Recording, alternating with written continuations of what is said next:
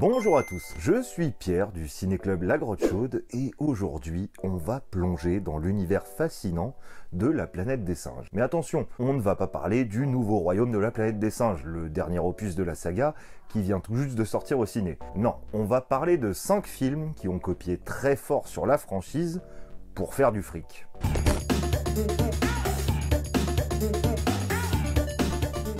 Ça fait maintenant plus de 60 ans que la planète des singes captive les foules. Tout commence en 1963 avec le roman du français Pierre Boulle qui posait les bases d'une histoire où les rôles entre humains et singes étaient inversés. Ce bouquin palpitant, il a rapidement été adapté sur grand écran, donnant naissance à une première série de 5 films commencés en 1968. Il y a ensuite eu 2 séries télé, une en live action et l'autre en animation, et puis la franchise a été rebootée une première fois en 2001 par Tim Burton, avant de connaître un second reboot en 2011 avec La planète des singes, les origines et puis ses suites. En tout, il y a maintenant 10 films officiels La planète des singes. Mais saviez-vous que ce succès a également inspiré beaucoup de films de contrefaçon? Et oui, plusieurs petits malins ont tenté de capitaliser sur l'attrait de cet univers en proposant des plagiats assez audacieux de La planète des singes. Alors aujourd'hui, on va explorer ensemble ces tentatives de s'approprier le mythe des singes qui domine le monde. Et accrochez-vous, car certains de ces plagiats sont de sacrés navets. C'est parti pour un top 5 des faux films La planète des singes.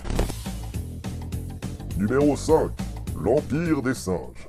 On commence avec ce qui est certainement le pire du lot, l'Empire des singes. Mis en scène par les frères Polonia, ce plagiat est très clairement celui qui fait le moins d'efforts. Et c'est pas étonnant quand on connaît les responsables. Les frères Polonia, ils sont comme ça. Ils tournent avec zéro moyen et on a l'impression qu'ils comptent surtout vendre grâce à des titres putassiers et des affiches qui appâtent les mordus de nanar. Si leur film leur rapporte un peu de thunes, une chose est sûre, ils ne l'injectent pas dans les budgets de leur production. On leur doit notamment Amityville Exorcism, Sharkula, Sharkenstein et Virus Shark. Et si vous voulez mater ces films, mieux vaut être préparé, c'est vraiment rude. Pour moi, c'est même pas du nanar. À ce stade, c'est juste du gros foutage de gueule. Ils savent qu'ils font des films nuls, mais ils en ont rien à cirer. Et l'Empire des singes, c'est loin d'être leur pire, mais on n'est clairement pas sur du Spielberg. L'histoire, c'est celle d'un groupe de prisonnières de l'espace qui s'évadent en piquant un vaisseau spatial. Mais leur cavale ne se déroule pas comme prévu et elle se crache bientôt sur une planète contrôlée par des singes. Et nos évadées se retrouvent bientôt à nouveau prisonnières.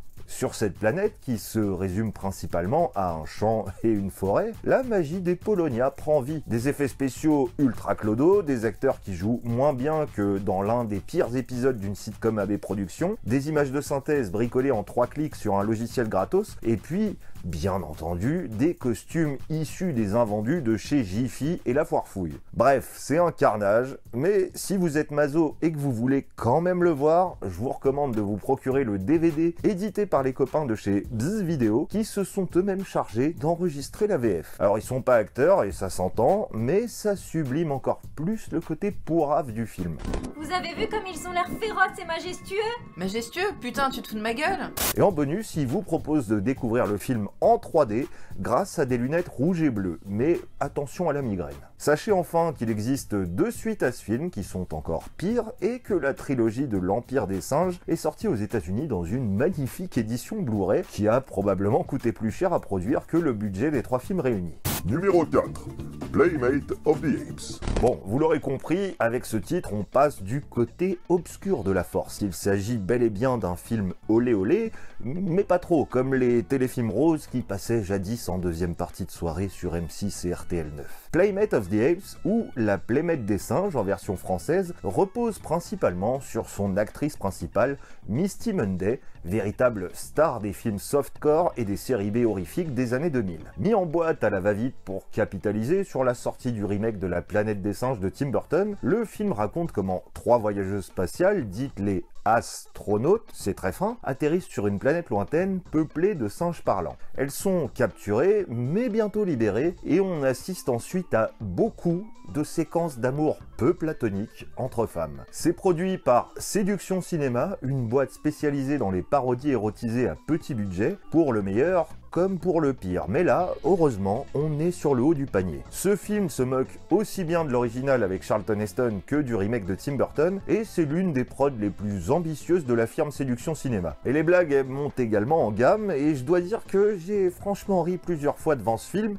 et pas juste parce que c'était kitsch et clodo. C'est carrément bien écrit et plutôt bien joué, mais bon, après c'est quand même loin d'être parfait. Les scènes de sont toutes interminables et le budget n'est pas à la hauteur des ambitions lorsqu'il s'agit de montrer les singes et leur monde.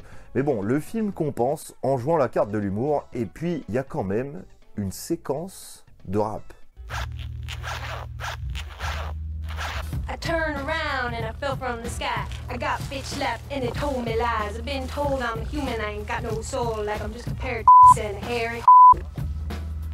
C'est pas très bien et c'est loin d'être tout public, mais c'est quand même moins pire que l'Empire des singes. Numéro 3, Revenge from Planet Ape. Bon, alors, celui-ci, c'est surtout une escroquerie, je vous explique. Regardez un peu cette affiche nous vendant un épisode méconnu de la saga La Planète des Singes. Et pourtant, ce film, il est loin d'en être une pâle copie. En fait, cette petite pépite venue d'Espagne s'intitule La Révolte des Morts Vivants, et elle est signée par Armando de Osorios. C'est lors de sa sortie aux États-Unis que le distributeur local, un petit filou, l'a vendu comme une suite de La Planète des Singes, alors qu'il n'y a même pas de singes dedans. On raconte que si le businessman a fait ça, c'est parce que, tenez-vous bien, il aurait trouvé que les personnages à cheval qui sont sur l'affiche ressemblaient vaguement à des versions zombifiées des singes du film de 68. Du coup, il a changé le titre, il a rajouté un gros gorille méchant en plein milieu, et paf, ça fait un film La Planète des Singes. Mais bon, du coup, moi aussi je triche. Mais c'est parce que j'aime bien cette anecdote, et puis parce que ce film, il mérite d'être vu. Dans La Révolte des Morts Vivants, des Templiers revenus d'entre les morts veulent se venger du roi d'Espagne qui les a pendus au XIIIe siècle. Et ils tuent tout ce qui bouge sur leur passage. Premier round d'une saga de 4 films sur les Templiers zombies, ce bijou d'Armando de Osorio tente de se tailler une place à part dans le genre des morts vivants en proposant quelque chose de très différent du genre popularisé par George Romero avec Night of the Living Dead.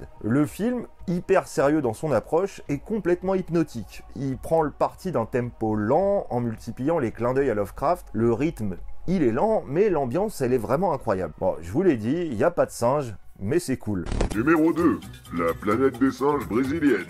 En 1976, au Brésil, quelques rigolos ont décidé de se payer la tête de La Planète des Singes. Je vous présente les Trapalhões, qu'on pourrait traduire par les Tocards, un quatuor comique brésilien un peu dans la veine des Trois Stooges et d'Abbott et Costello. Comme ces deux derniers, dans Deux Nigauds contre Frankenstein, ils ont le chic pour se retrouver parachutés dans d'autres films. Au gré de leurs aventures, ils se retrouvent donc dans Star Wars, croisent le magicien d'Oz et tombent même sur La Planète des Singes qui, sans doute pour des raisons budgétaires, a été réduite au simple plateau des singes. Le film s'appelle O Trapalhão no Planato dos Macacos, je parle pas portugais, et ce film, en fait, ce serait injuste de le traiter de plagiat parce que c'est plutôt une parodie. Mais ça n'enlève rien au charme ni à l'intérêt de cette version brésilienne de La Planète des Singes. Pendant les premières minutes du film, on a du mal à croire que le film ait quoi que ce soit à voir avec des singes. Parce que l'histoire commence quand deux potes, Condi et Alex, partent surfer et écrasent par accident le pied d'un policier, ce qui les amène à être confondus avec des voleurs de bijoux. Après une course-poursuite rocambolesque qui les mène jusqu'à une usine qui produit des œufs et à un combat épique avec le flic et les vrais voleurs, ils déboulent accidentellement à la cérémonie de lancement d'une montgolfière censée voyager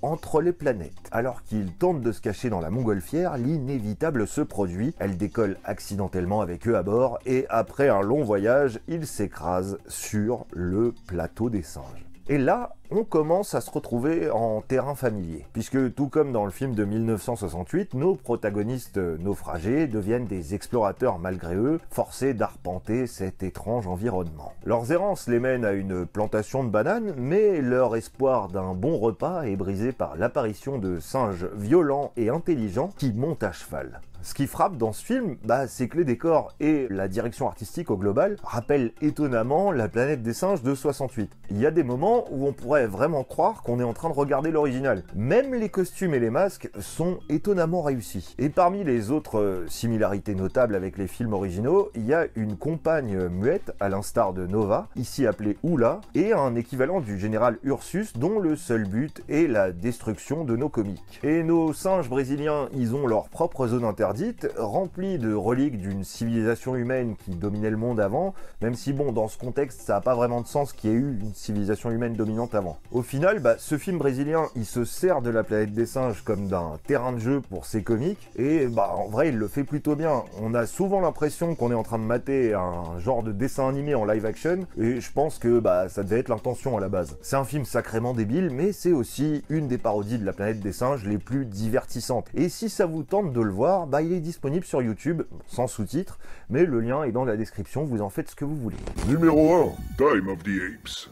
Alors là, ça y est, on arrive au top du classement, on est sur le numéro 1 et c'est une vraie pépite, c'est un film japonais qui s'appelle Time of the Apes. Là, on est clairement sur un remake non officiel de La planète des singes. Ça commence, il y a un tremblement de terre et une scientifique et 2 enfants qui sont piégés dans des chambres cryogéniques, et quand ils sont décongelés, ils se réveillent dans un futur très lointain.